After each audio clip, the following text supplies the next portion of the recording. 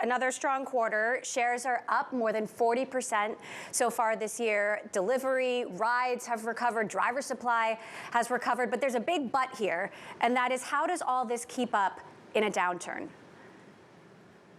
Well, for us, what we're seeing is, while there has been a downturn in terms of companies being more conservative in terms of their spend, the consumer is staying strong. Consumers spend continues to be strong, and also we're benefiting from a shift of consumer spend from retail, buying stuff when you're home, to actually spend on services, going out to restaurants, traveling, et cetera. So Uber is absolutely benefiting from that, and that's why you've seen gross bookings growth of 26% on a constant currency basis, with the mobility business growing at record rates, getting to record levels, and delivery continuing to be strong as well.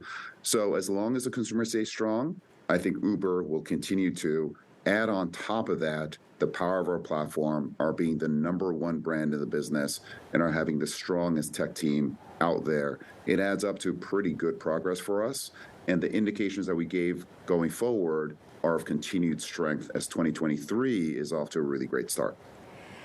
That said, Jay Powell said inflation is going to take a significant time to fight, no uncertain terms. What about when prices catch up with consumers? What are you, Dara Khosrowshahi, worried about when it comes to the bumpy parts of the road ahead? Well, we saw prices increase last year for Uber pretty significantly, but we're seeing the price increases modulate pretty significantly as we get into 2023.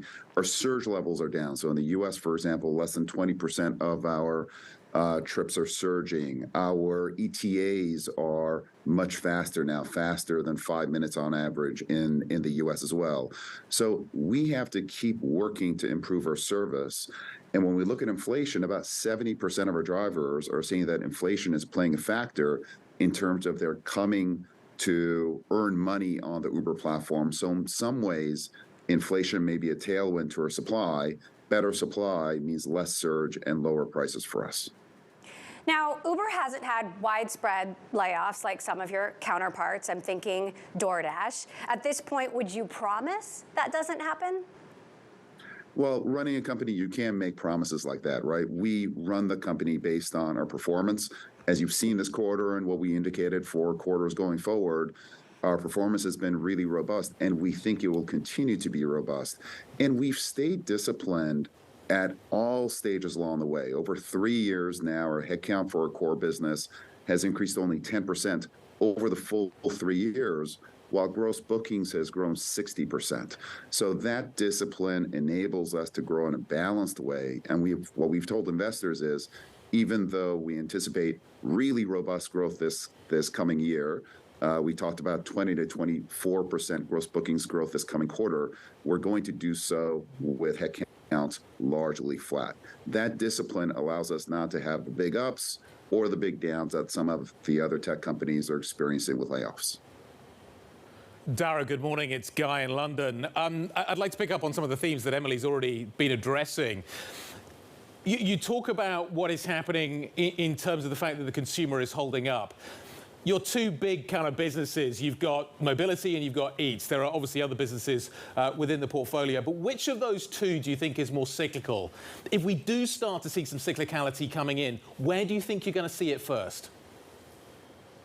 We've seen the mobility business in past recessions. You know, we've seen it. We've gone through recessions in Mexico, Brazil, et cetera. Isn't particularly cyclical because supply and demand tend to balance each other out. During recessions, we get a lot of drivers coming into the platform who are looking for work, so that the business remains pretty resilient. We haven't gone through a recession with Eats yet. It's just too young a business. When you look historically, restaurant spend, grocery spend, again, tends to stay resilient. So we're actually pretty confident going into any kind of an environment. Uber tends to be a bit of a counter-cyclical business. And also we have the balance of mobility and delivery. You know, when the world opens up, mobility does really well. If there's a shutdown like we saw with COVID last year, then delivery does really well. So we think we can actually be that all-weather company. And I think our performance now, when a lot of other tech companies are falling short, we continue to perform at elevated levels. Talking about the tech companies, if we do see a cyclical downturn, do you think you will take share? Often the more dominant part of the market does see share flowing towards it. We're going to have Lyft numbers later on this week. Are you already starting to take market share away from Lyft? Do you anticipate that in a downturn you would be actually able to do that on a more aggressive basis? We've been taking category position from Lyft and other competitors globally for some time now. We are absolutely the share leader and gainer in both mobility and then delivery on a worldwide basis, especially outside the US. We're seeing a lot of the other delivery competitors have to pull back. We don't have to pull back quite as much because we have free eaters coming from cross promotion from the rides business. We've got our membership business now, 12 million members that spend more than 4 times non-members on the platform as well. So we think we're in a position to take category share both in mobility and delivery in up markets or in down markets.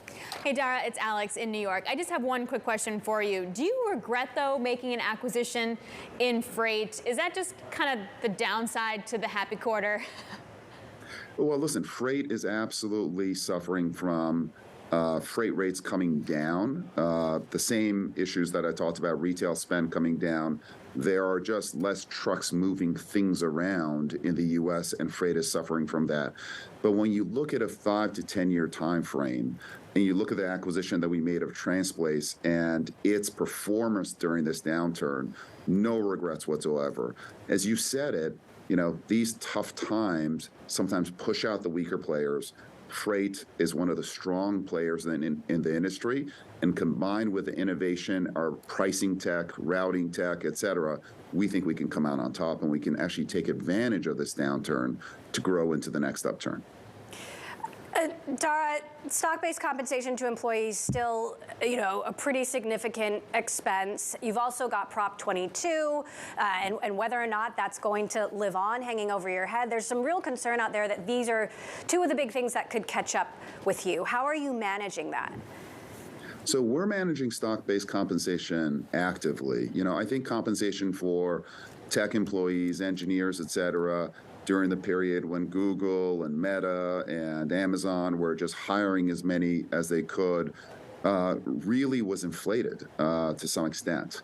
And I think this new environment where there's much more discipline in terms of hiring across the tech sector is a healthy reframing in terms of compensation.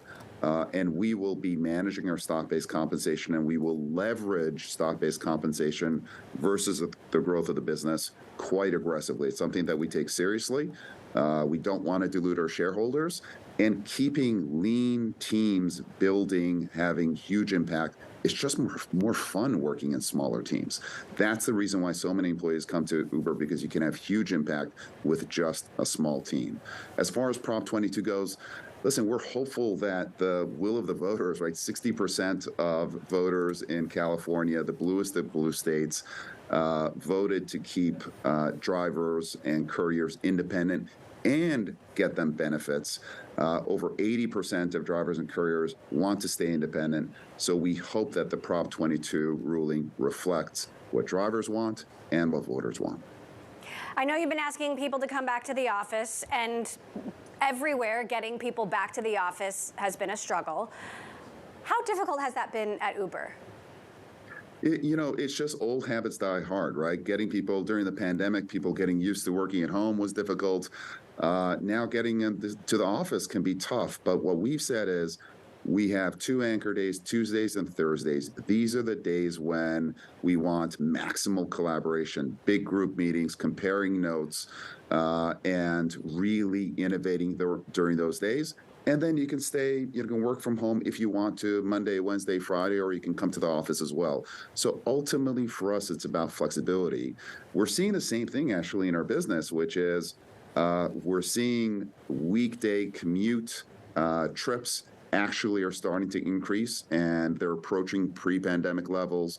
We're seeing business travel with our U4B business is actually growing faster than our mobility business that's growing at high rates anyway. People are getting back to the office. We're no exception, and people are getting out in front of their clients to make that personal sales pitch. And I think that's just a great thing. Now, car prices have been up sharply since the start of the pandemic, which I know has been some benefit to you. People are choosing to ride instead, but you're still under pressure to raise driver earnings. Obviously, there's this lingering Prop 22 issue, which could then bleed into other states. You know, what's the outlook for wages and additional incentives? So our driver earnings are actually very, very healthy. Driver earnings on average in the U.S., for example, this past quarter were $35 per utilized hour per kind of when they're actually using the Uber app to go pick someone and drop them off, et cetera. So those earnings remain very healthy. And we have the liquidity in the marketplace. The demand is there and the supply is there to continue to provide a great service for people wanting a ride, and also to provide a great flexible earnings opportunities for drivers out there. So we think it's balanced, and we like the trends that we're seeing.